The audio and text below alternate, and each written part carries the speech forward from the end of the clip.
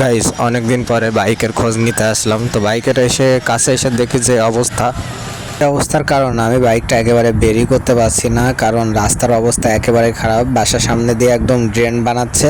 So এই কারণে আমি গত 1 মাস যাবত এমনিতেই গাড়ি বের করিনি, আর এই অবস্থার জন্য আরও বের করতে পারছি না। বাট গাড়ি চালাইতে খুবই ইচ্ছা করতেছে। তো চালানো বাদ, এখন দেখবো গাড়ি স্টার্ট হয় নাকি। বিগত 1 মাস যাবত পড়ে রয়েছে, এখন স্টার্ট হবে হয়তো, কারণ আমার গাড়িতে কোনো প্রবলেম নাই। তো দেখি।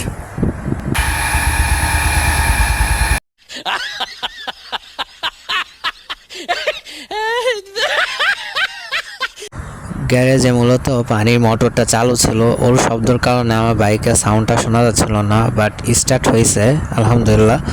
আর সাউন্ডটা একদম আমার বাইক যখন কিনছিলাম সেই নতুনের মতোই সাউন্ডটা আছে। So thank you.